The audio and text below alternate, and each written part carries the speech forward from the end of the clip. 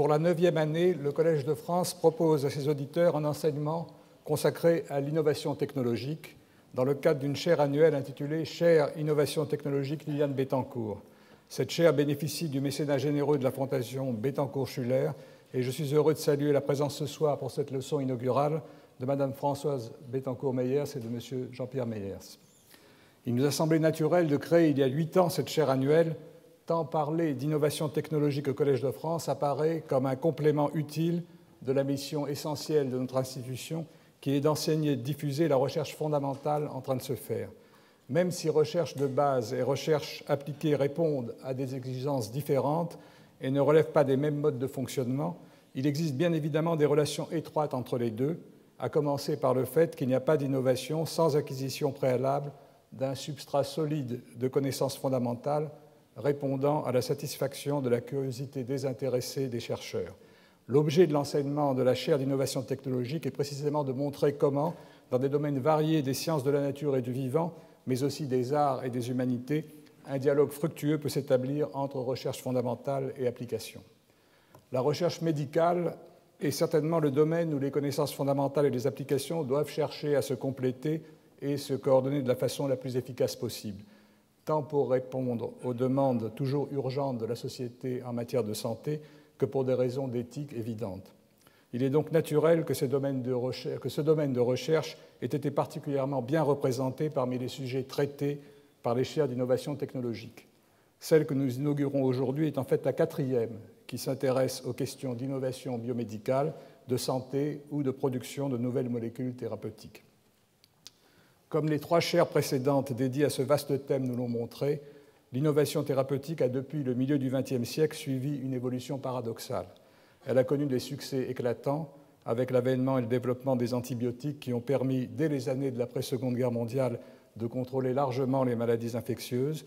Le traitement des maladies psychiatriques a aussi connu dans les années 60 et 70 des progrès considérables avec l'arrivée de molécules efficaces.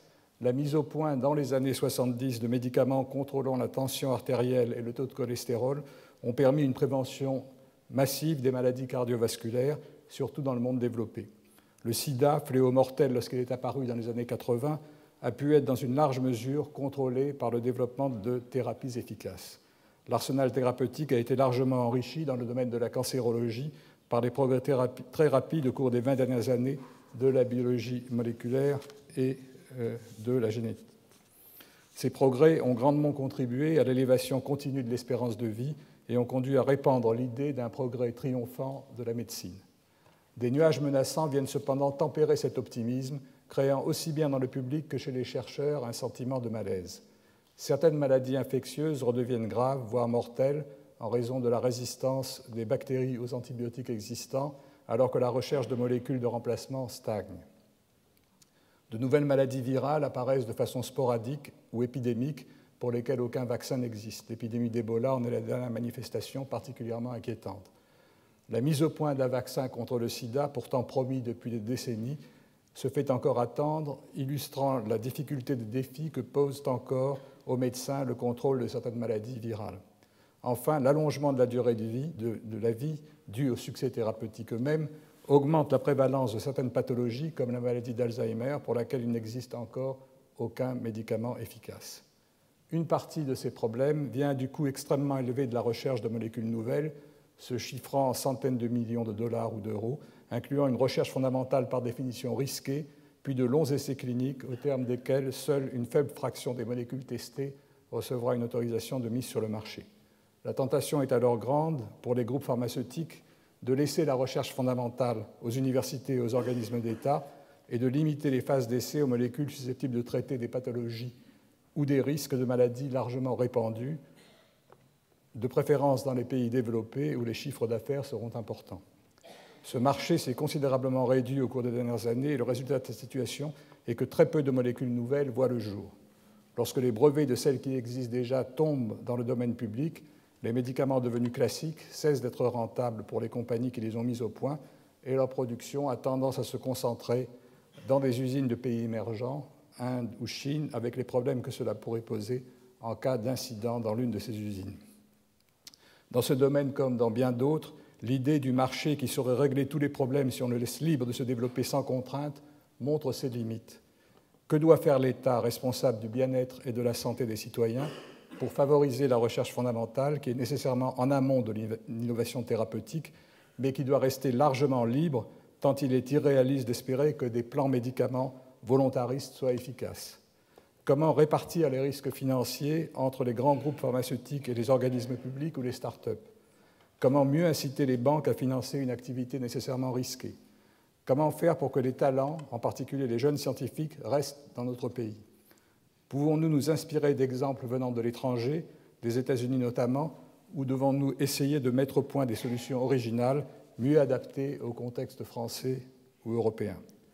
C'est à donner des réponses à certaines de ces questions que s'attachera Bernard Meunier dans le cycle des conférences qu'il inaugure aujourd'hui.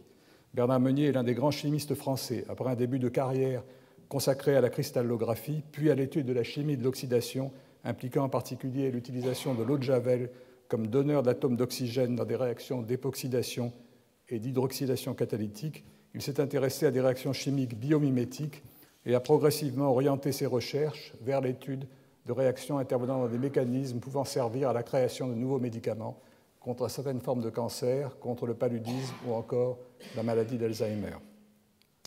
Bernard Meunier nous fera profiter de sa grande expérience de chercheur et d'innovateur. Il connaît particulièrement bien les relations parfois complexes entre recherche fondamentale et innovation dans le domaine des médicaments, puisqu'il a partagé sa carrière entre l'enseignement supérieur et la recherche publique d'une part, et des activités au sein de sociétés privées assurant le développement de nouveaux antipaludiques, d'antibiotiques et d'autres médicaments.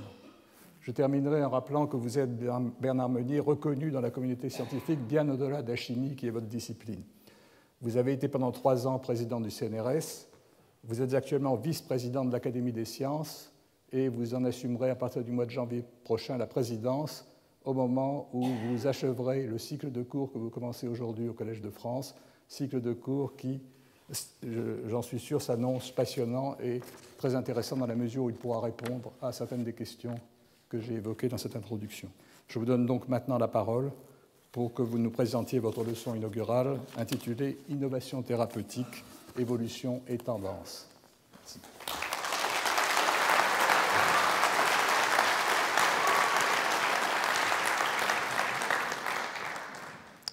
Monsieur l'administrateur, je tiens à vous remercier pour cette présentation et les mots très aimables que vous avez eus. Je voudrais remercier aussi l'ensemble des professeurs du Collège de France qui m'ont fait confiance en me proposant pour cette chaire, particulièrement Marc Fontcave, qui m'a fait confiance au début. Et je tiens aussi à remercier la Fondation Liliane Bettencourt qui soutient cette chaire sur l'innovation. Et je crois que vous le verrez dans ma leçon inaugurale, il y a un moment où je pense que les fondations doivent avoir de plus en plus de rôle dans ce pays pour l'innovation, y compris dans le domaine de l'innovation thérapeutique. Voilà, il y a un moment où je vais rêver. Je ne sais pas si j'enflammerai l'auditoire, mais je crois qu'il faut rêver, et les fondations ont quelque chose à apporter dans ce domaine. Que peut-on retenir de cette leçon inaugurale? J'arrive à la conclusion. Une chose qui me paraît essentielle, c'est que chaque génération a son lot de créateurs, et la responsabilité de chaque génération, c'est de soutenir ces créateurs. Si on l'oublie, on est dans une situation difficile. Voilà. Alors, partons maintenant sur l'innovation thérapeutique, évolution, tendance. Comme j'ai une petite passion cachée pour l'histoire, on va remonter à l'origine de la chimie thérapeutique, ce qui va nous faire un peu voyager dans le temps. Je ne vais pas remonter jusqu'à l'Emery, mais presque. Donc on aura une partie sur les remarques sur l'histoire de l'industrie pharmaceutique. Je voudrais ensuite dédier une autre partie sur pourquoi l'innovation thérapeutique est actuellement coûteuse et de moins en moins efficace. Donc c'est un modèle industriel qui est en difficulté actuellement. En tant que chimiste, vous entendrez parler de petites molécules. C'est un vocabulaire nouveau, small molecule en anglais, et on parlera des biopharmaceutiques. Et puis je parlerai aussi des enjeux qui deviennent de plus en plus difficiles, Pour la chimie thérapeutique comme pour la pharmacie, depuis 20 ans de recherche extrêmement développée, intense sur la maladie d'Alzheimer et un certain nombre d'autres maladies neurodégénératives, nous n'avons toujours pas de médicaments efficaces pour traiter la maladie d'Alzheimer. On peut considérer que c'est un échec pour la communauté. J'ai donné 2 références sur ces propos. J'avais déjà rédigé un article dans Angewandte Chemie et je donne une 2e référence à un collègue américain qui, lui aussi, se pose des questions sur l'avenir de l'innovation thérapeutique et de la chimie thérapeutique.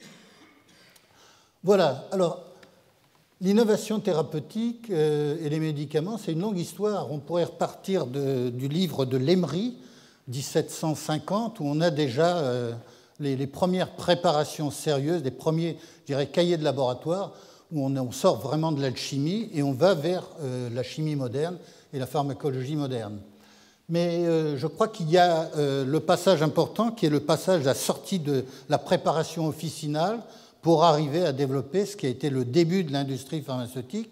Et ce tournant, on peut le situer à l'époque des débuts du XIXe siècle, 1820-1830, on extrait de l'écorce de quinquina la quinine, on la purifie, on l'isole et on s'aperçoit que c'est une poudre blanche et on va commencer à faire des petites usines, y compris dans la région parisienne et dans Paris, pour faire de la production de quinine. Voilà, je vais trop vite. Et déjà, on a les premières polémiques.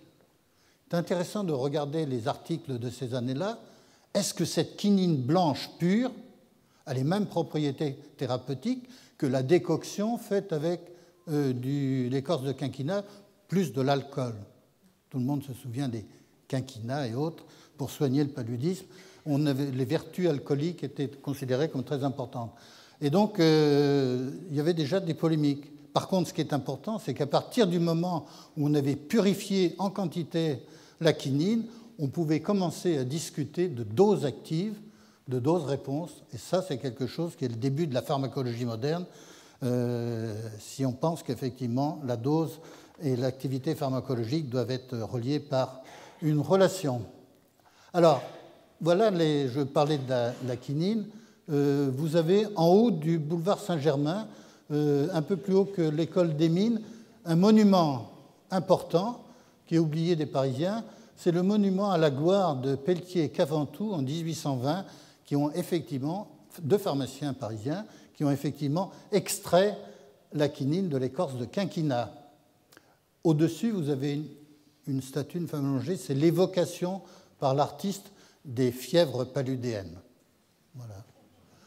Alors, vous voyez qu'on est déjà, on parle maintenant beaucoup de chimie bio-inspirée, mais déjà à l'époque de la chloroquine, c'est-à-dire il y a 60 ans, on retrouve le noyau quinoline de la quinine dans la chloroquine, dans l'ariam, donc dans les molécules dites modernes qui ont permis la chloroquine avec le DTT qui tuait les moustiques et la chloroquine qui soignait les paludéens.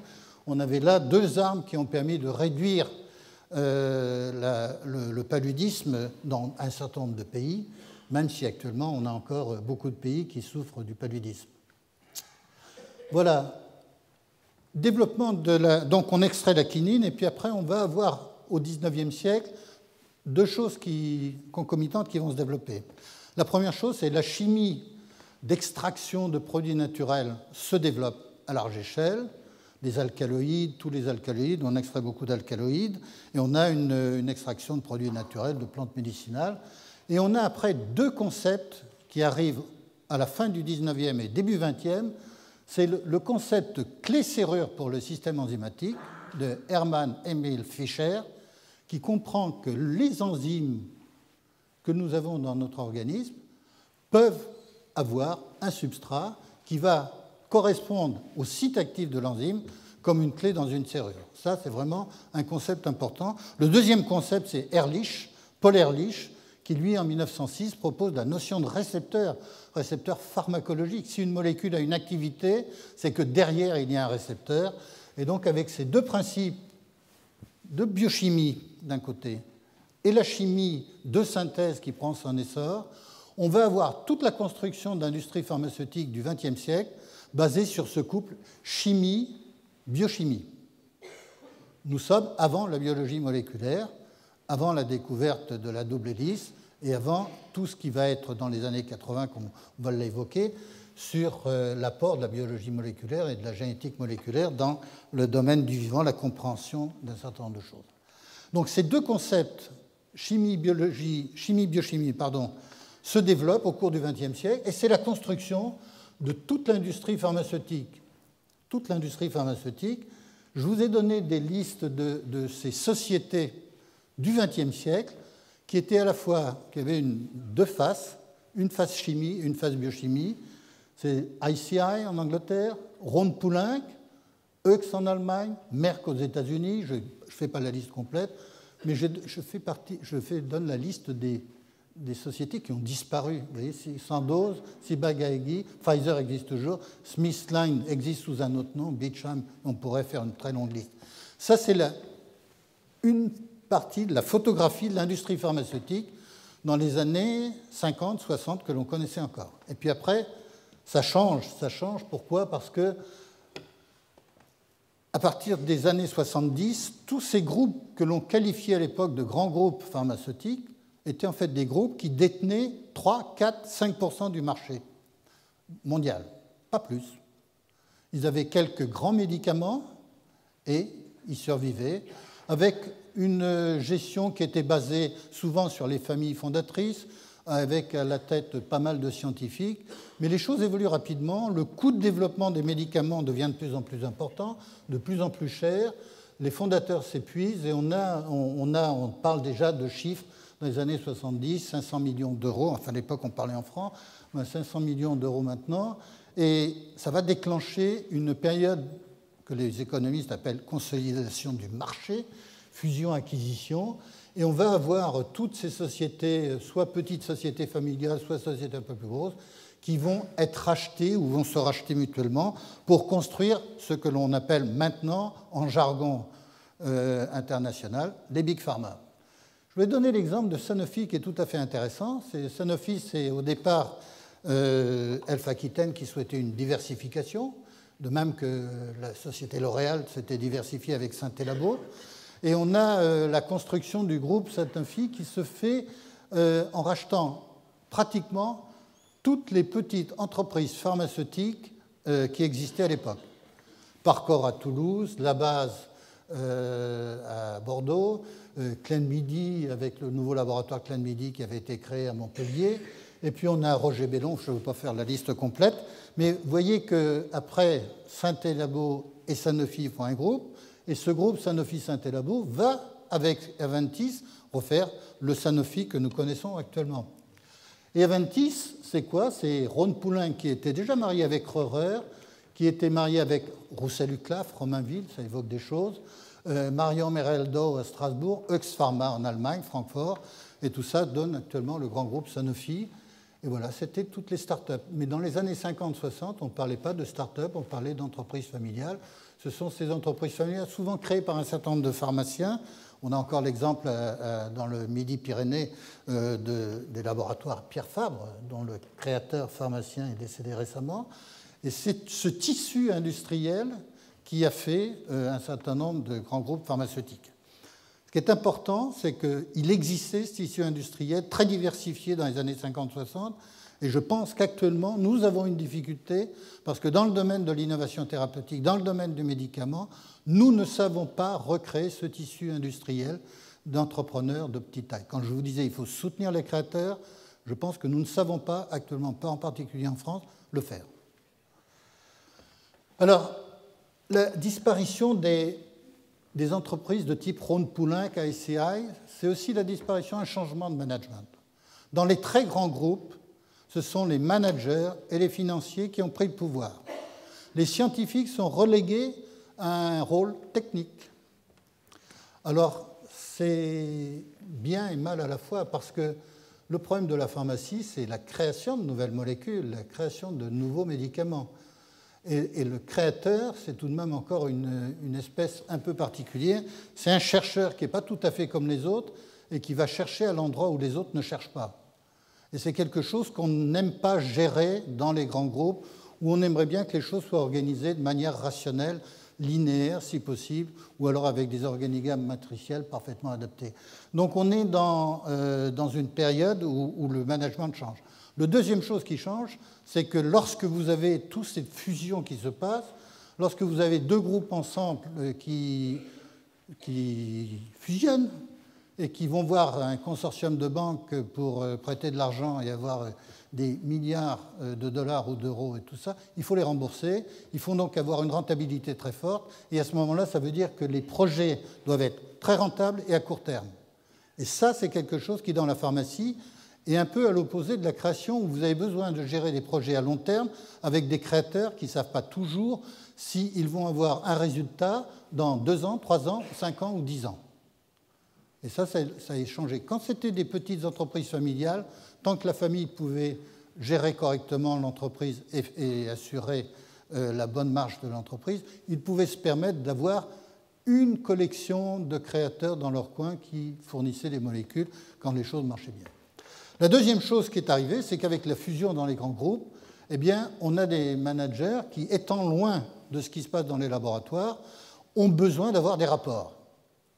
Donc tout le monde fait des rapports, on multiplie les niveaux hiérarchiques et on est toujours en train de savoir qui est le N-1, qui est le N+1 dans la structure. On change les organigrammes très souvent. Pourquoi? Parce que les fusions, quand vous faites l'histoire de la fusion de Sanofi ou Aventis, il y a des fusions et des acquisitions tous les 2 ans ou 3 ans. Donc tous les 2 ans ou 3 ans, vous rechangez les organigrammes. Ça, c'est difficilement compatible avec la gestion de projets à long terme. Ça pose un véritable problème. Et donc on fait des rapports. Donc on fait des rapports, tout le monde écrit des rapports, et tout le monde fait des rapports, et tout le monde envoie des rapports, et tout le monde lit des rapports. Et il y a un moment où le système s'effondre. Et je pense qu'on est à une période où il faut vraiment réfléchir. Je fais partie de la génération, et certaines personnes dans la salle, qui ont connu les laboratoires où il n'y avait pas de photocopieuse. On allait à la bibliothèque prendre des notes. Et il n'y avait pas, et quand on envoyait une lettre, il fallait faire écrire l'enveloppe, timbrer, et ainsi de suite. Le fax n'existait pas. Donc on était dans un système extrêmement protégé. Quand vous alliez dans une bibliothèque, vous aviez la possibilité de passer 2 heures, 3 heures, tranquillement, réfléchir, prendre des notes, et essayer de mettre en place des projets. Internet et l'ordinateur personnel a complètement changé la donne. La tyrannie de l'information s'est installée, et il faut informer tout le monde. Si quelqu'un n'est pas informé dans une grande société, il va se plaindre au N+1 en disant « je n'ai pas eu la copie du rapport ». Donc vous avez des gens qui sont inondés d'informations totalement inutiles pour leur travail, mais qui souhaitent garder cette information. Et cette diffusion d'informations inutiles est en train de transformer le chercheur, ce que je pourrais appeler, si je fais une plaisanterie, le bureau chercheur. Il y a le techno-chercheur, un peu technique, puis il y a le bureau-chercheur qui est assis toute la journée dans son ordinateur gérant des choses. Mais on a besoin de créateurs, et dans la chimie thérapeutique, on a besoin de gens qui soient connectés avec la réalité du laboratoire. Et si le chercheur ne passe pas un certain nombre d'heures dans son laboratoire, il devient un techno ou un bureau-chercheur complètement coupé de la réalité. Donc il faut ensuite avoir de nouveaux hiérarchiques pour avoir quelqu'un qui s'intéresse au laboratoire. Mais tout ça, ça fait un système où la création est de plus en plus éloignée des sites de décision, ce qui pose un problème. Voilà. Alors, l'efficacité de la recherche dans les grands groupes pharmaceutiques pose problème, parce qu'on parle maintenant de milliards pour faire des produits. On a un problème avec les créateurs, parce qu'on n'aime pas trop gérer les créateurs, et il ne faut pas oublier que sans créativité, on n'aura pas de nouveaux médicaments. Puis il y a une idée qui est en train de s'installer dans un certain nombre de cercles de gens très sérieux, c'est de dire en fait, actuellement, on n'a plus besoin de créateurs. On a dans les banques de données suffisamment d'informations pour qu'en ayant de bons informaticiens, on puisse brasser toutes ces données et faire de la création. Je crois que ça, c'est quelque chose qui est en train de passer. Ça plaît beaucoup dans certains cercles de décideurs. Je pense que c'est une erreur fondamentale. Si le créateur, l'individu, n'est pas au centre du processus de création, il ne se passera rien. Dans le domaine du médicament, on ne fera pas de nouveaux médicaments simplement en brassant les structures, les bases de données. La nouvelle formule magique d'une molécule qui va passer la barrière hémato-encéphalique, faire quelque chose et permettre que l'on stoppe on inhibe complètement la progression de la maladie d'Alzheimer, ça n'existe pas dans une banque de données. Cette molécule-là, ou ces molécules-là, sont à inventer. Elles n'existent pas. Donc on peut brasser tout ce que l'on veut avec des ordinateurs superpuissants. Ça permettra peut-être de prédire le temps demain ou après-demain, mais certainement pas de découvrir de nouvelles molécules. L'autre chose qui a changé, c'est que dans l'industrie pharmaceutique, il y a 20 ans ou 30 ans, du brevet au marché, c'était 7-8 ans. Donc un chercheur avait la possibilité de déposer un brevet et de voir 7-8 ans plus tard la molécule avec un accord des agences FDA aux États-Unis ou agences du médicament en France. Maintenant, c'est terminé. Nous sommes dans une période où il faut passer plus de 10, 12, 15 ans pour aller du brevet au médicament. Ça change complètement la donne dans l'industrie. Parce que comme la rotation des décideurs est en général de 3 ans ou 4 ans, sur un projet qui dure 12-12 ans, vous avez 3 séries de décideurs. Et 3 séries de décideurs, c'est à chaque fois une adaptation pour comprendre le projet, qui fait le projet, qui est responsable de quoi, et ça c'est assez compliqué à gérer. Alors, les raisons pour lesquelles ça s'est allongé, c'est qu'en fait, on est tout de même dans une période où on adore la réglementation. Donc, on ajoute de la réglementation à la réglementation et on se retrouve effectivement un système où le Good Manufacturing Practice, GMP, devient Give me more paper. Et ça, c'est un problème qui... Ces petites plaisanteries de l'industrie pharmaceutique décrivent en fait une réalité. La réalité du déclin de la créativité dans les grands groupes pharmaceutiques, elle est ici. C'est un schéma que j'ai tiré d'une revue excellente de Bernard Munoz, un Français agronome formé ici, qui a fait toute sa carrière aux États-Unis chez Eli Lilly. Et vous voyez que là, c'est le nombre de molécules qu'on appelle les New Molecular Entities, qui sont des molécules agréées par la FDA. Au début des années 50, c'est 80% des molécules, nouvelles molécules, viennent des grands groupes pharmaceutiques, et vous avez un déclin qui correspond juste à la période de grande fusion-acquisition. Et puis vous avez les petites entreprises qui, heureusement, prennent la relève, mais pas dans tous les pays. On va voir une diapositive. Il y a des pays où il y a plus de création que d'autres. Ça, nous avons à réfléchir sur ça. Pour l'instant, on a beaucoup parlé des États-Unis, de l'Europe. Je ne vais pas parler de la Chine. Alors la Chine, je vais tout de même vous montrer une diapositive. Ça, c'est le nombre de brevets dans le domaine du médicament chaque année. Alors vous voyez qu'on est à 18 000 ici pour les États-Unis et l'Europe. En bleu ciel, c'est les États-Unis et l'Europe. Il y a le secteur académique, le secteur non académique, industriel confondu. Mais vous voyez que pour l'Europe et les États-Unis, on reste dans un plateau qui est de l'ordre de 18 000 brevets par an. Et vous voyez la Chine qui est en train de monter. La Chine qui était un acteur mineur en 2003. 10 ans après, la Chine est maintenant pratiquement au niveau de l'Europe et des États-Unis. Alors, les mauvais esprits diront que la qualité des brevets chinois n'est pas celle des brevets européens et américains. Mais comme je pense que l'intelligence est également répartie sur la planète, je pense que dans ces brevets-là, dans quelques années, on trouvera de nouveaux médicaments et des choses comme ça. Il n'y a pas de raison que l'intelligence soit une exclusivité régionale. Un point que je voudrais aborder, c'est les biopharmaceutiques. C'est un jargon moderne pour les anciens de la pharmacie. C'est quelque chose qui n'existait pas. Il y avait les médicaments et les vaccins. Le monde des vaccins est un monde un peu différent par rapport aux médicaments. Et le monde des médicaments, c'était les petites molécules. Mais ce qui a changé fondamentalement, c'est qu'à partir du moment où la biologie moléculaire devient réellement moléculaire, à partir du moment où on s'est coupé de l'ADN, relié de l'ADN, à partir du moment où on s'est séquencé rapidement des protéines et des gènes, on rentre dans l'explosion de la biologie moléculaire, une accumulation de données formidables sur la connaissance du monde du vivant que l'on ne pouvait pas imaginer il y a 30 ans. Et là, on a maintenant, par exemple, la production d'anticorps monoclonaux humanisés, qui était quelque chose dont on rêvait il y a 30 ans, et qui est maintenant quelque chose, un acte que je qualifierais de presque banal. Et ces nouvelles molécules sont des grosses molécules, avec des milliers, des dizaines de milliers de daltons, et c'est des molécules biologiques qui ont une activité pharmaceutique. Et on a inventé ce mot, qui n'est pas tout à fait agréable à prononcer en français, biopharmaceutique. Et alors les petites molécules fabriquées par les chimistes, on ne peut pas les dire molécules de chimistes. On a inventé, on a pris, on traduit, ce que les Américains appellent small molecules, c'est-à-dire les petites molécules. Voilà, tout ce qui fait moins de 1000 daltons, c'est les chimistes. Voilà, on a maintenant 2 catégories, très différentes. Alors, je parlerai peu du domaine de vaccins parce que je ne suis pas très spécialiste et le domaine du vaccin reste encore un domaine propre. Voilà. La révolution des omics, je parlais de la révolution de la biologie moléculaire, de la génétique. On a effectivement maintenant la génomique, la protéomique, la pharmacogénomique, toxicogénomique, tout ce qui est métabolomique. Et le fait essentiel, regardez, en l'espace de 10 ans, le coût de séquençage d'un génome humain est passé là de 100 millions de dollars à quelque chose qui est maintenant de l'ordre de 1 000 euros ou 1 000 ou 2 000 dollars. Donc on a une information particulière sur l'individu au point de vue génétique, quelque chose qu'on ne pouvait pas espérer il y a 20 ans ou 30 ans. Donc la notion de médecine personnalisée, la médecine qui est faite pour vous, se développe avec une réalité scientifique derrière.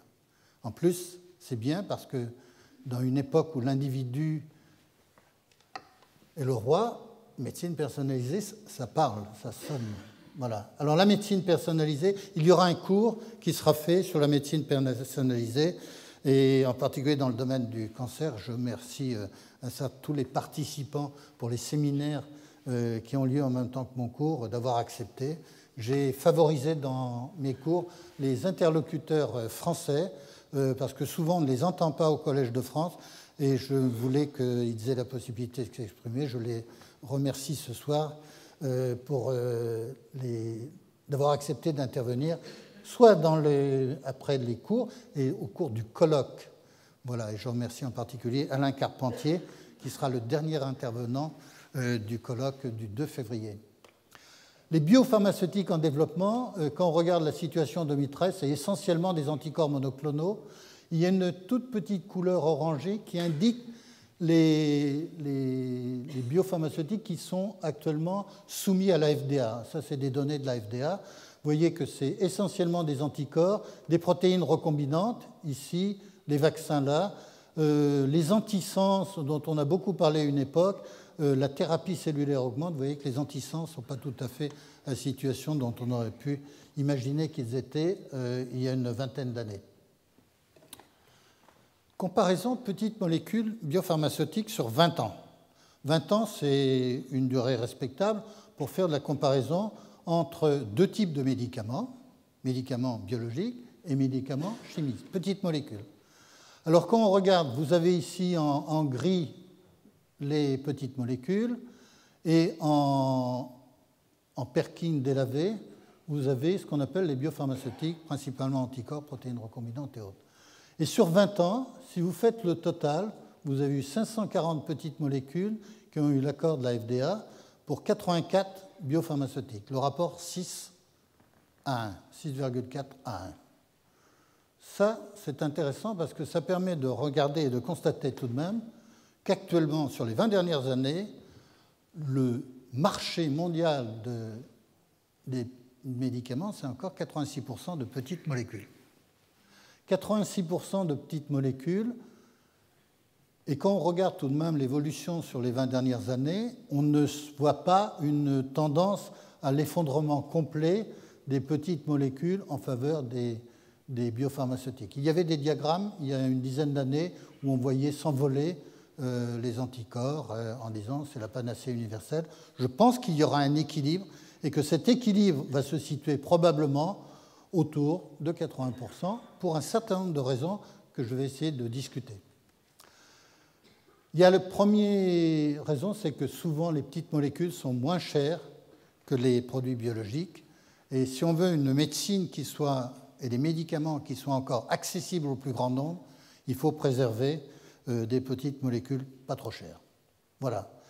Il y a aussi des problèmes de bénéfice-risque dans certains anticorps. La spécificité des anticorps n'est pas toujours celle qu'on peut aller.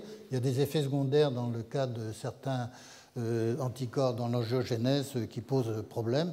Et donc, il ne faut pas décrire le monde tel qu'il est actuellement dans la pharmacie comme étant noir et blanc. Avantages et limitations des biopharmaceutiques. Les avantages, effectivement, c'est qu'il y a des choses qu'on ne pouvait pas faire avec les petites molécules. tout ce qui est dans le cancer, compte tenu de la connaissance que l'on a au niveau moléculaire, biologie moléculaire, génétique sur les cancers, la façon dont un anticorps peut s'accrocher sur une protéine, cette description au niveau moléculaire était totalement imaginable et hors de portée des petites molécules dont la sélectivité n'était pas tout à fait extraordinaire dans le domaine du cancer. Donc là, on va effectivement dans la cancérologie vers une médecine personnalisée.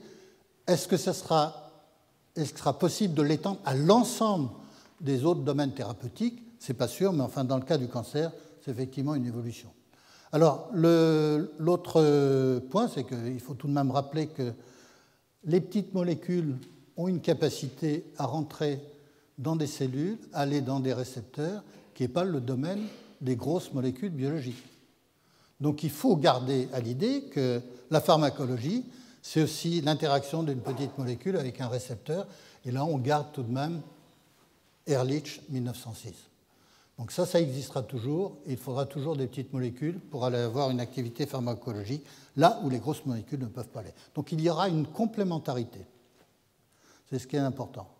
L'autre point, je l'ai déjà évoqué, c'est le coût de fabrication des anticorps. Il y a un troisième point qui n'est pas sur la diapositive mais que je voudrais évoquer, c'est qu'il y a une fausse idée qui traîne dans l'industrie pharmaceutique actuellement, c'est de dire que les anticorps ne pourront pas être copiés par les Indiens et les Chinois. Donc on n'aura pas le problème des petites molécules où on peut copier les petites molécules facilement parce que les chimistes indiens et les chimistes chinois sont très bons. Ça, c'est largement sous-estimé la capacité de l'Inde et de la Chine. Je ne vois pas pourquoi ces deux pays qui ont construit la bombe atomique sont capables d'envoyer des satellites ne pourraient pas faire des anticorps monoclonaux comme on les fait ici, en Europe ou aux États-Unis. Donc je crois que ça, c'est une fausse idée. Ça rassure beaucoup certains décideurs, mais elle n'est pas correcte, cette idée. Il y a aussi des coûts pour certaines biopharmaceutiques dont il faut évoquer. Si vous traitez de l'arthrite rhumatoïde, qui est quelque chose de compliqué, qui touche beaucoup de gens à partir d'un certain âge, avec des anticorps, j'ai donné 3 noms ici, vous avez un coût annuel qui est de l'ordre de 11 000 à 14 000 euros par an.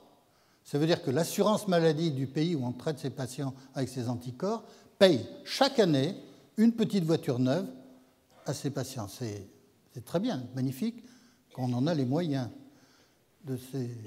Si vous l'étendez à 100 000, 200 000, 1 million de patients, vous faites ensuite les changements d'ordre de grandeur, ça devient assez terrifiant pour l'assurance maladie.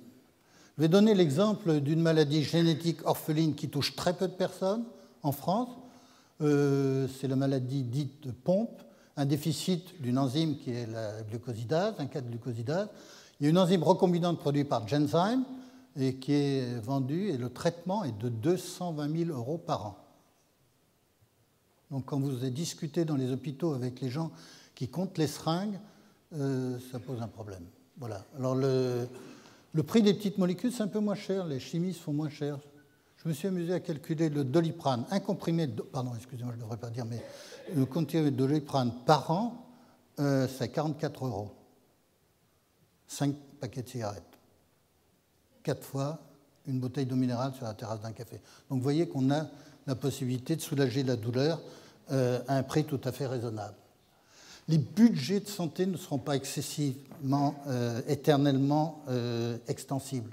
Quand vous regardez le budget de santé des États-Unis, ils sont à près de 18% par an. 2012, c'est les chiffres de la Banque mondiale. En 2009, ils étaient à 17,7%, on plafonne. L'Allemagne était 11,3, 11,8%, ils ont diminué de 0,5%. La France est stable à 11,7%. Et on sent bien que dans les pays, on ne va pas avoir en croissance les budgets de santé de 4-5% par an, comme ça a pu l'être à une époque. Cette époque est révolue, il faudra faire avec.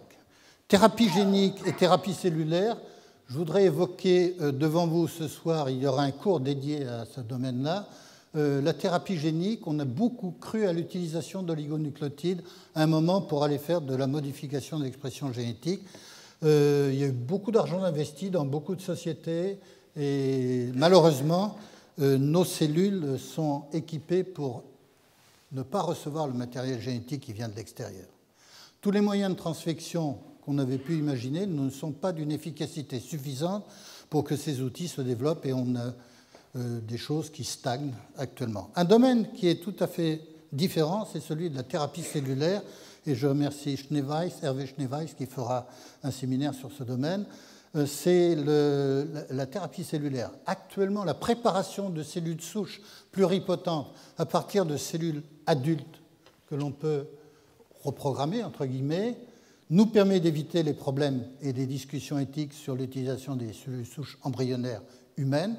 C'est le prix Nobel de Yamanaka en 2012. Et là, on peut imaginer effectivement un développement de la thérapie cellulaire dans les prochaines années vers des choses tout à fait innovantes, nouvelles et inaccessibles pour les jusqu'à présent au point de vue thérapeutique. Le message, c'est est-ce que l'avenir, c'est les biopharmaceutiques ou les petites molécules?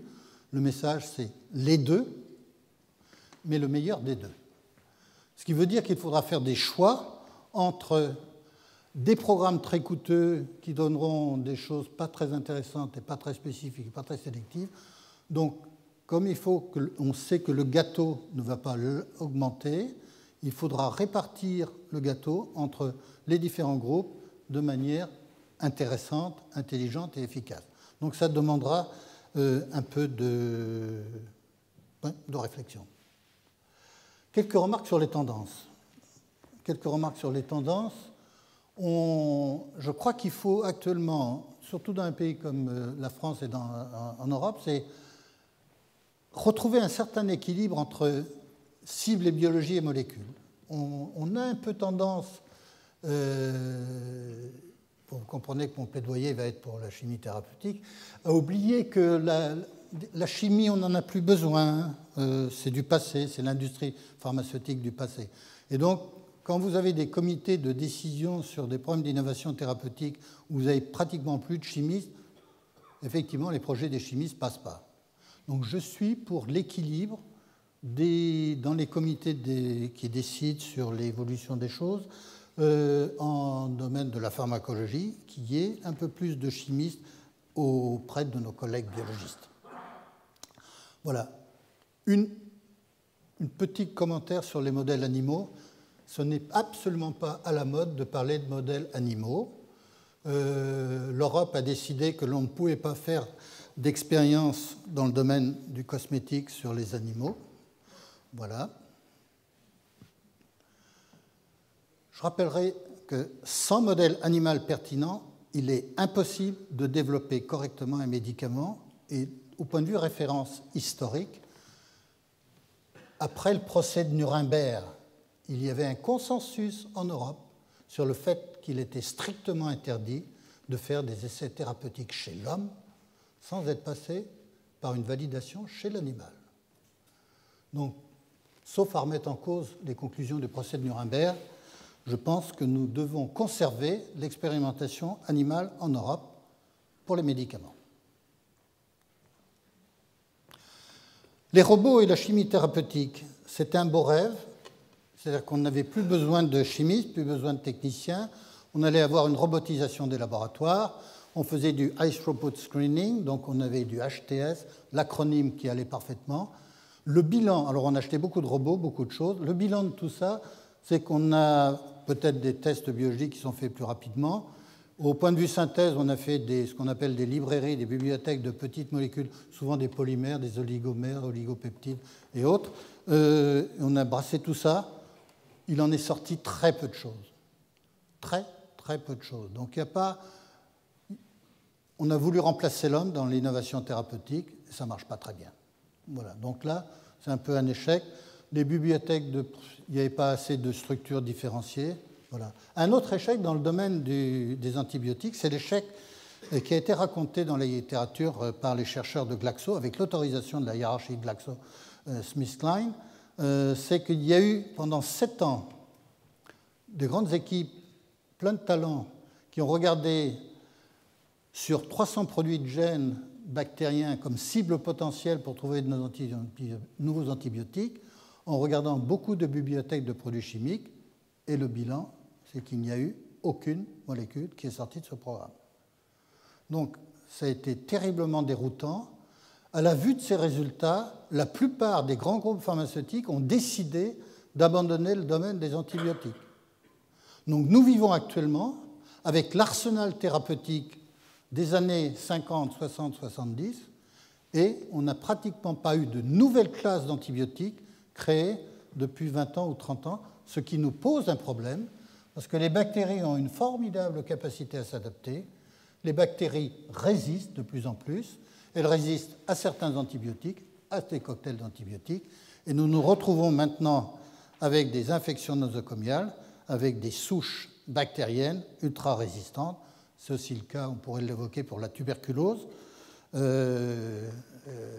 Tous les dérivés streptorifamycine et isoniazide de rimifon ne permettent plus de traiter certaines tuberculoses qui nous posent un problème.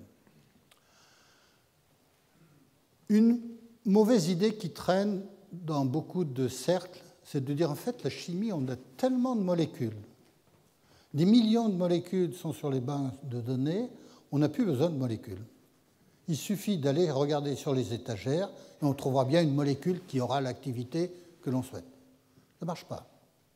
Ça ne marche pas. D'abord, c'est une fausse idée parce que, en ce qui concerne l'exploration de l'espace chimique, c'est-à-dire le nombre de molécules que l'on peut faire, j'ai tiré un exemple d'une publication de 2 collègues suisses.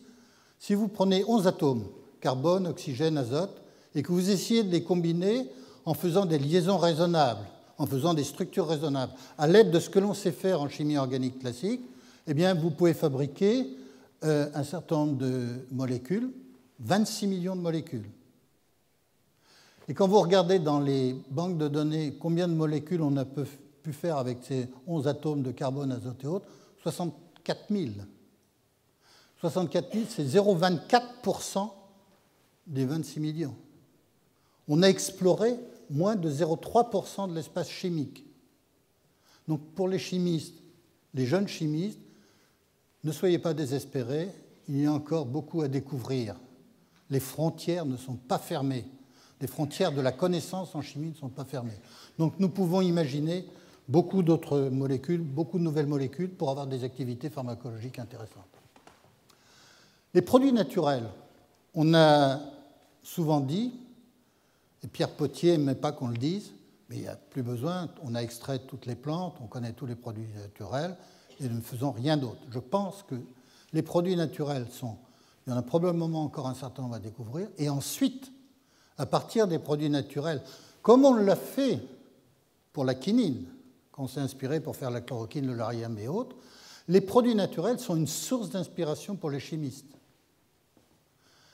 Sans la structure de l'artémisinine qui contient un trioxane tout à fait particulier, c'est un peroxyde avec un 3e atome d'oxygène dans le cycle, on n'aurait jamais eu l'idée d'aller faire ces structures de molécules pour faire des molécules capables de guérir le paludisme chez des personnes infectées par Plasmodium falciparum résistant à la chloroquine, par exemple. Donc ça, c'est des choses qui sont extrêmement importantes. Cette chimie bio-inspirée va continuer à se développer. Et alors, il y a quelque chose aussi qui est magique maintenant, c'est la biologie synthétique. Mais la biologie synthétique, pour les chimistes, on n'a pas tout à fait la même façon de l'interpréter que la biologie synthétique pour quelqu'un qui s'intéresse à un virus. On pourrait imaginer, et actuellement malheureusement c'est possible, c'est de prendre un virus de la grippe extrêmement contaminant et le rendre de plus en plus dangereux, ou de l'atténuer.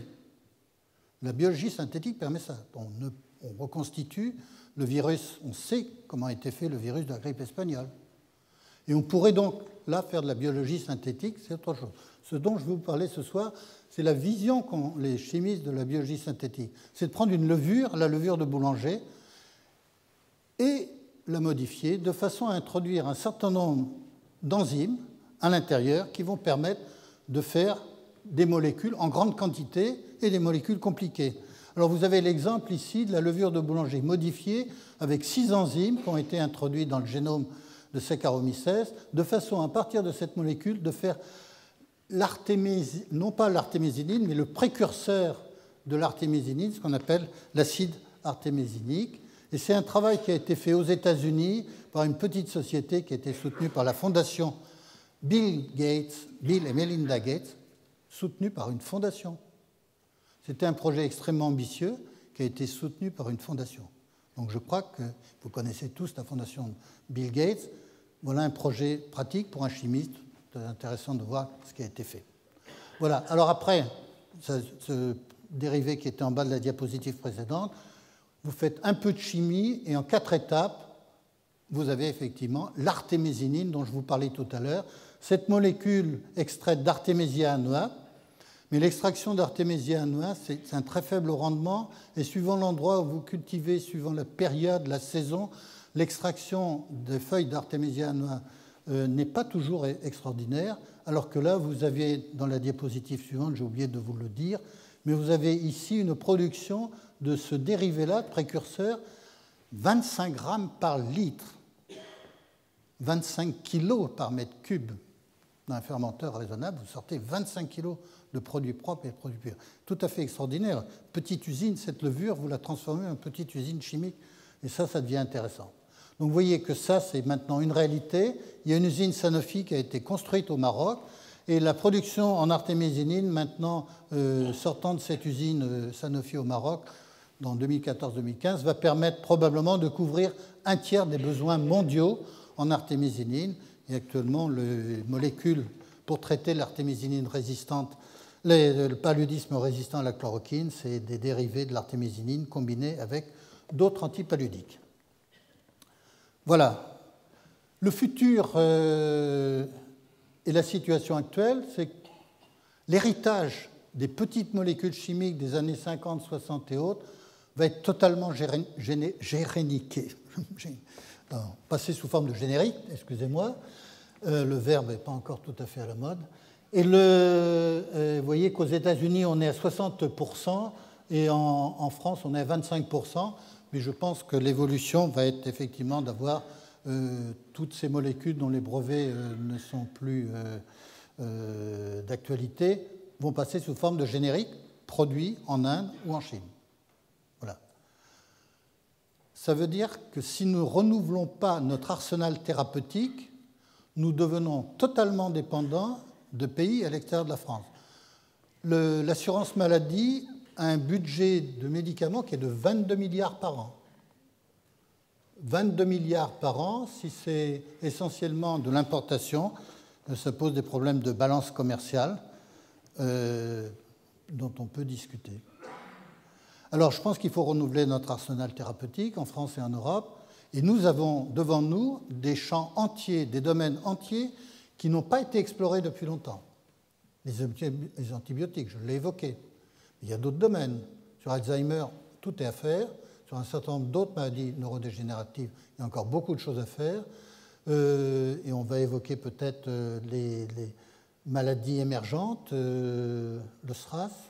Sur Ebola, il est évident que si on avait un très bon vaccin ou un très bon antiviral, on n'aurait pas la situation que l'on connaît actuellement. Voilà, médicaments, antibiotiques, toutes nos molécules. On est en train de se reposer sur nos lauriers et depuis 25 ans, on n'a rien fait. Sur VIH, par contre, il y a eu beaucoup de choses qui ont été faites et on a effectivement sur le HIV un arsenal thérapeutique qui a été totalement créé sur les 30 dernières années. Ebola, nous n'avons rien. Et je vais vous citer une maladie dont personne ne parle tellement, c'est la bilharziose. La bilharziose, c'est Schistosomiase, c'est une maladie tropicale pour les gens qui travaillent dans l'eau, dans les rizières ou à proximité, les pêcheurs qui sont sur certains lacs africains ou au bord du Nil. Ce sont des petits escargots qui produisent un ver qui s'introduit dans les pieds et à partir de là se développe à l'intérieur du corps. Il y a une molécule qui est utilisée actuellement qui s'appelle le praziquantel. Et il y a des souches de schistosomes qui deviennent résistantes au praziquantel. La résistance est en train d'augmenter et on se retrouve actuellement totalement démunis si on n'a pas d'autres molécules. Donc une molécule pour traiter une maladie tropicale, c'est pas assez. Maladie neurodégénérative, je l'ai évoqué. Là aussi, ça sera le domaine des petites molécules. Sur la maladie d'Alzheimer, on a un véritable défi. Quand on regarde la situation, D'une part, c'est la situation que tout le monde connaît. On a suffisamment de cas autour de nous. 100 millions de patients en 2050. Et quand on regarde ce chiffre, c'est assez terrifiant. C'est que si vous retirez la mémantine qui a été autorisée en 2003, on a 100% d'échecs des essais cliniques. C'est le seul domaine où on a atteint 100% d'échecs pour pas de nouvelles molécules. Donc là, c'est un véritable drame pour la pharmacologie. En cancérologie, on est à 81% d'échecs. Mais en cancérologie, lorsque vous voulez introduire une nouvelle molécule, vous faites mieux que la molécule ou le cocktail de molécules le plus efficace. Donc vous voyez, la barrière est déjà élevée et on est à 20% de succès, on va le dire dans ce sens-là. Dans le cas d'Alzheimer, on est à 100% d'échec. Donc là, il y a un véritable drame pour la pharmacologie. Nous devons faire quelque chose. Alors il y a deux choses devant la maladie d'Alzheimer qui m'inquiètent. C'est qu'il y a un désengagement d'un certain nombre de groupes pharmaceutiques. Les choses sont compliquées, nous avons dépensé beaucoup d'argent et nous ne nous intéressons plus au domaine. On attend que quelque part, quelqu'un trouve quelque chose et à ce moment-là, on rachètera la société. Donc on baisse les bras devant l'effort au point de vue recherche. Beaucoup de chercheurs se disent c'est compliqué la pharmacologie, donc on va faire la description de la maladie. Et puis vous avez d'autres qui disent on va faire des biomarqueurs et on va être capable de prédire la maladie d'Alzheimer chez un certain nombre de personnes et vous dire dans 10 ans ou 15 ans, la probabilité pour que vous ayez un Alzheimer est de X%. Je ne suis pas très satisfait avec cette évolution-là. D'abord, c'est parfaitement anxiogène. Pour le marché des anxiolytiques, ça va être formidable. Mais je pense que ce n'est pas la bonne approche. Il faut mettre l'argent et le soutien sur les gens qui prennent des risques. Je pense que si on ne soutient pas les gens qui prennent des risques dans le domaine thérapeutique, c'est un problème. Je vous remercie, Étienne-Émile Beaulieu, d'avoir accepté de donner un séminaire après mon dernier cours sur la maladie d'Alzheimer. Nous serons en binôme parce que tous les deux partageons le fait qu'il faut prendre des risques pour trouver des molécules. Il serait dommage de ne rien faire. Savoir faire une place au créateur, je vous l'ai dit en préambule, je crois qu'il faut revenir sur l'individu, sur le créateur. Dans le domaine de l'innovation thérapeutique, comme dans beaucoup d'autres domaines, c'est l'individu qui est à la base de la création. Ce n'est pas le réseau de chercheurs et ainsi de suite. Je ne parle pas de la physique des particules, où on a besoin d'avoir 1000 physiciens au CERN pour faire de nouvelles manips. Je parle de domaine qui est aujourd'hui celui de la pharmacie. Je l'ai évoqué, mais je crois que c'est important de ne pas transformer les chercheurs en chercheurs normés. Vous avez des guidelines, comme on dit, et les gens passent en regardant les guidelines. Est-ce qu'on a oublié le point 39, le point 42, le point 44, et on fait ça. C'est assez inquiétant parce que c'est une ambiance dans les laboratoires de recherche qui n'est pas une ambiance de création, c'est une ambiance de petite comptabilité de processus, mais ce n'est pas besoin d'un chercheur à bac plus 12 pour faire ça. Il y a aussi la culture du pas trop de risques. On n'a pas d'argent, donc on ne peut pas prendre de risques, donc on ne va pas prendre de projets à risque. Alors à force de faire ça, en fait, vous financez des projets sans risque, inintéressants, avec autant d'argent que si vous avez mis l'argent pour financer des projets à risque. Simplement, si vous voulez sélectionner des gens qui prennent des risques, ils sont en nombre plus important, donc ça déplaît à la communauté. Donc il faut trouver un moyen de financer la prise de risque. Voilà. Il ne faut pas oublier que dans la découverte de médicaments, il y a quelque chose qu'on appelle la sérendipité en français, qui sonne un peu moins bien que le mot anglo-saxon, c'est le hasard. L'exemple classique, c'est Fleming. Lorsque Fleming constate en 1928 que ces bactéries ne poussent pas bien parce qu'il y a des champignons qui viennent contaminer, il aurait pu jeter sa culture de bactéries, recommencer, et en se disant, il réfléchit, se comprend, et on a la découverte des dérivés de la pénicilline. C'est toute l'aventure de la pénicilline. Je vais vous parler du paracétamol. Paracétamol, l'antidouleur, c'est la fièvre, tout le monde a ça. Je vais vous donner un nom commercial tout à l'heure. On va parler donc du paracétamol chimique. c'est le paracétamol tel qu'on le connaît et produit depuis 1955 en grande quantité. On en a probablement une production mondiale qui tourne aux alentours de 40 000 tonnes par an. 40 000 tonnes. Et le mécanisme d'action du paracétamol, première publication dans Nature en 2011. Un récepteur à la base du cerveau. Immédiatement après, il y a maintenant des dizaines de publications pour dire ces chercheurs se sont trompés, c'est peut-être pas le récepteur principal. Alors là, c'est formidable, on va pouvoir avoir des centaines de publications sur le mécanisme d'action du paracétamol. Je voudrais revenir en 1880 à Strasbourg. Oui, parce que le paracétamol, on l'a trouvé comment? On l'a trouvé à partir d'une formidable erreur.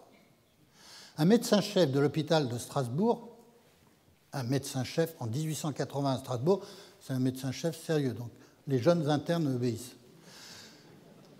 Nous allons traiter les cas de fièvre avec du naphtalène, l'antimite à peu près, par voie orale. Et les jeunes internes obéissent, médecin-chef, naturellement. Donc il y en a un qui se dévoue pour aller chercher dans la pharmacie du naphtalène. Naphtalène donne du naphtalène aux patients et les patients qui avaient de la fièvre disparaît. Alors ça, c'est miraculeux. Il faut retrouver du naphtalène pour aller traiter d'autres patients.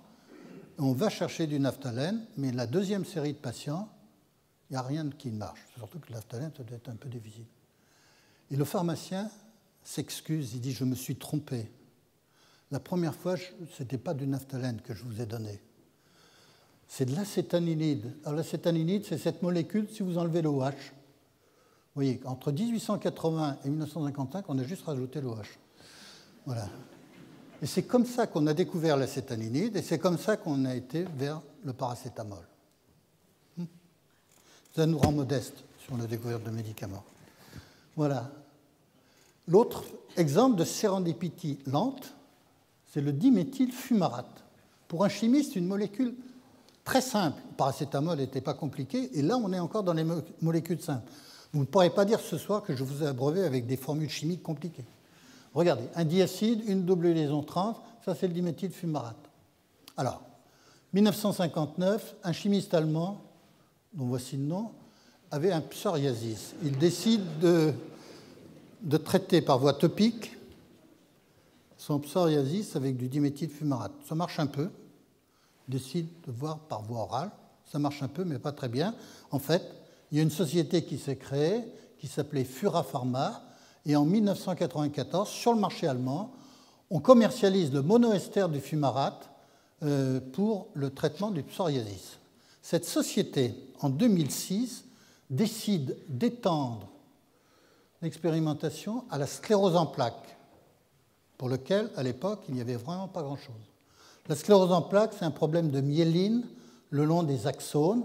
Voilà un axone normal, il y a myéline est là, correctement installée. Et vous voyez que dans le cas de la sclérose en plaques, vous avez une perte de myéline sur certaines parties de l'axone, et donc des problèmes neurologiques. Et des problèmes ensuite au niveau immunologique, donc liés à la sclérose en plaques. Premier essai, 2006. L'essai est positif. En moins d'un an, cette société a été rachetée par Biogen Idec à Boston. 2013, le diméthylfumarate est autorisé par la FDA pour traiter la sclérose en plaques par voie orale.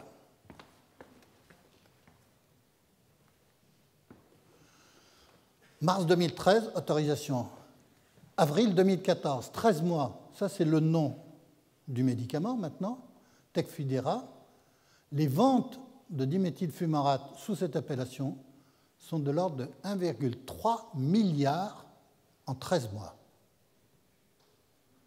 Blockbuster, le jackpot, c'est magnifique. En plus, c'est une molécule qui est active par voie orale. Les traitements précédents, le traitement de Novartis, c'était une injection. Donc on passe quelque chose où on a maintenant 120 mg 2 fois par jour. Le seul problème, c'est le coût annuel. Parce que vous voyez bien que le diméthylfumarate de tout à l'heure, c'est beaucoup, beaucoup moins cher que ça. Je ne vous donne pas le prix parce que c'est très très différent. Mais là, le prix est calculé comment? Le prix est calculé sur le coût du traitement précédent. C'est une amélioration, on passe de l'injection à une voie orale. Effectivement, donc on reste au même prix, pratiquement le même prix. Et là, ça pose un petit problème quelque part, parce que, sincèrement, cette société Biogen Idec n'a pas assumé toute la création du médicament, tous les essais, toute la prise de risque. Donc, ce qui me gêne, c'est que la prise de risque n'est pas tout à fait récompensée. Et je crois que si on perd cette notion-là, il sera difficile pour les grands groupes pharmaceutiques de penser que l'on restera à ce niveau de prix lorsqu'on n'aura pas assumé tous les risques. Quand les groupes pharmaceutiques assumaient tous les risques depuis le début, toute la création, c'est bien, mais si vous vous contentez juste de racheter un moment, vous ne pouvez pas ensuite. Alors vous avez des discussions sur le mécanisme d'action. Il y a des choses extrêmement intéressantes sur le rôle de l'hème-oxygénase, dont tous les chimistes et biochimistes pensaient que ça servait uniquement à détoxifier les porphyrines de l'hémoglobine en fin de course de l'hémoglobine. C'est beaucoup plus compliqué. On s'aperçoit que l'hème-oxygénase augmente l'activité des cytokines. Et actuellement, il y a un certain nombre de publications passionnantes à lire sur le mécanisme d'action du diméthylfumarate dans le traitement de la sclérose en plaques par voie orale. Quelques diapositives pour finir sur la place de la France dans l'innovation thérapeutique et quelques commentaires sur comment financer l'innovation thérapeutique en France. Voilà la liste des médicaments qui ont été agréés par la FDA l'année dernière. 27 médicaments en 2013. Voilà la liste que je vous demande de ne pas lire. En bleu, c'est la France, vous voyez ici. C'est Guerbet, c'est un agent de contraste pour l'imagerie. États-Unis, 13, voilà le score. Grande-Bretagne, 4, Allemagne, 3, Japon, 2,5, parce qu'il y a une calcul partagée avec le Danemark, Canada, 2, France, 1, et c'est de l'imagerie. J'aurais pu prendre 2012, j'aurais pu prendre 2011. Nous sommes en déficit. Dans les années 1960, il y avait 3 pays pour la création de médicaments, les États-Unis, la Suisse et la France. Nous avons totalement décroché de la création et de l'innovation thérapeutique. On peut se poser des questions et je pense que nous ne pouvons pas continuer dans cette direction. Qu'est-ce qui nous manque? Il nous manque essentiellement un instrument financier pour financer la partie que l'on appelle la vallée de la mort. Dans la création du médicament, il y a une étape que plus personne n'a envie de financer actuellement. C'est l'étape qui va du préclinique réglementaire à la phase 2A. Et cette étape-là n'est pas financée parce que c'est compliqué, c'est long, c'est plein de risques. Et donc, on a arrêté de financer cette étape-là. Donc, on peut avoir toutes les startups que l'on veut avec des projets, validation sur un modèle animal intéressant. Mais si on n'a pas l'argent, les 20 à 30 millions d'euros pour aller, ou 40 millions d'euros pour aller jusqu'à la phase 2A, on n'aura rien. Si de l'autre côté, vous avez des grands groupes pharmaceutiques qui disent « Nous attendons vos projets sortis de phase 2A, et de toute façon, s'ils ne viennent pas de la France, ils viendront d'autres pays », on se retrouve en situation difficile. Donc je crois qu'il faut maintenant rêver. Le financement de la vallée de la mort pour la création de médicaments, et en particulier dans les domaines où il y a un désinvestissement des grands groupes pharmaceutiques, un certain nombre de maladies pour lesquelles les antibiotiques, les bactéries résistantes, la bilharziose, toutes les autres maladies que j'ai évoquées, maladies émergentes, où il y a eu un désintérêt, un désengagement, il nous faut retrouver un outil financier puissant. Je voudrais rappeler une chose, c'est qu'aux États-Unis, il y a 1800 fondations privées qui financent la recherche et une partie du développement de médicaments, mais surtout la recherche. Et ces 1800 fondations privées introduisent dans les laboratoires académiques américains plus d'argent que les agences fédérales. La puissance de la recherche dans le domaine des sciences du vivant aux États-Unis est en grande partie liée à ces fondations privées. Rêvons, j'espère qu'il n'y a personne de Bercy dans la salle, rêvons à une défiscalisation jusqu'à 1 million d'euros, 2 millions d'euros, défiscalisée à 85%. On n'est pas dans le défiscalisation à 66% de 50 000 euros. là je change complètement d'échelle, me permettent, je crois qu'il est beaucoup plus intéressant, je suis pour la biodiversité sociale. Donc gardons un peu les riches ici, arrêtons de les exporter. Et donc, ayons ce rêve que je vais essayer de vous partager. Voilà. Alors, comment ça marcherait une fondation à but non lucratif pour développer des médicaments? À but non lucratif, oui. Le statut, ça peut être celui des fondations de coopération scientifique. Le Conseil d'État validerait le statut, on n'aurait pas de problème pour créer. C'est l'idée qu'il y ait à un moment une fondation qui puisse aider la start-up qui a été financée avec des capitaux risqueurs ou des business angels pour aller porter la molécule jusqu'à la preuve de concept au niveau clinique. Et ensuite, effectivement, quand la Big Pharma revient racheter, eh bien, le prix est différent. Et là, comme le risque a été pris précédemment, c'est la fondation qui va récupérer une grande partie du pactole. Ayant récupéré une grande partie du pactole, ça lui permet d'injecter sur des projets à risque, sur des domaines où plus personne n'a envie d'aller faire de la recherche, un soutien pour les startups qui ont pris des risques. Je crois qu'il faut imaginer, alors, il faut imaginer, si nous restons dans le schéma actuel, nous aurons simplement la disparition d'innovations thérapeutiques dans un pays comme la France. Voilà, alors je rajoute un point, c'est que si on crée une fondation comme ça, il est important que la gouvernance soit correcte. C'est-à-dire qu'il faut que la gouvernance soit assurée par des gens qui ont l'expérience de l'innovation thérapeutique.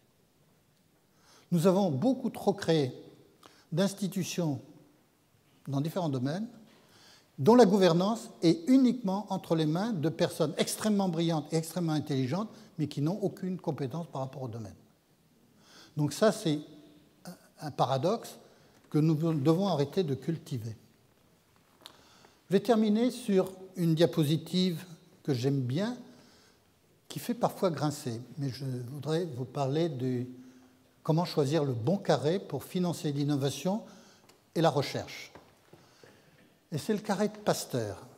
Alors j'ai emprunté ça à un monsieur qui s'appelle Stokes, qui était un économiste de l'université de Princeton, qui a publié un petit livre de 70 à 80 pages sur l'histoire du financement de la recherche aux États-Unis à partir de la Seconde Guerre mondiale jusque dans les années 90. Il y a un schéma dans ce livre, un seul schéma que j'ai reproduit ici. Mes carrés sont devenus des rectangles, avec le nom des personnes, mais ce n'est pas grave. Et il décrivait ces 4 carrés ou rectangles en donnant les 3 noms. J'ai rajouté ça mais ce n'était pas dans sa publication originale. Donc c'est une adaptation. Edison, Pasteur et Bohr. Alors vous avez des échelles, ça c'est la recherche fondamentale, la qualité. Vous voyez que Bohr, c'est quelqu'un qui décrivait les électrons autour du noyau. Il n'était absolument pas intéressé par la bombe atomique, il ne savait pas qu'on allait faire une bombe atomique, ni des centrales nucléaires qui fournissent de l'électricité, mais la qualité de la recherche fondamentale est tout à fait. Donc on peut mettre de l'argent sur ce carré-là. Ça c'est le carré Edison, c'est le monsieur qui n'a vraiment pas inventé les équations de Maxwell, point de vue électrique, mais c'est tout ce qui est les lampes et tout ça, Edison, 1000 brevets. Très peu de publications que des brevets. Donc ça, et ce collègue américain, cet économiste américain, lui, le carré magique, pour lui, il le définit comme celui de Pasteur. Pasteur, c'est la personne qui, pas loin d'ici, trie des cristaux, découvre le problème de chiralité, mais sans savoir que les aminoacides étaient elles, que les protéines étaient chirales et que dans l'interaction avec une protéine chirale, une molécule, un énantiomère par rapport à l'autre énantiomère, allait avoir une activité pharmacologique différente. Donc on est dans la partie fondamentale du travail de Pasteur sur la chiralité, dont on ne savait pas s'il allait sortir quelque chose ou pas. Mais Pasteur, c'est aussi la rage, point de vue médical, et c'est aussi la bière. Si vous allez au Danemark visiter la brasserie de Carlsberg, Carlsberg a été heureux d'avoir l'aide de Pasteur pour trier dans ses micro-organismes, pour augmenter la qualité de sa bière. Donc vous voyez, c'est le carré magique, c'est quelqu'un qui était à la fois très bon au point de vue fondamental, très bon au point de vue appliqué. Donc grosso modo, pour les décideurs, le message c'est vous pouvez mettre de l'argent ici, ici, ici, la zone à éviter là. Alors dans un livre américain, pour être politiquement correct, vous mettez rien ici, vous mettez un blanc. Voilà. Je vous remercie pour votre attention.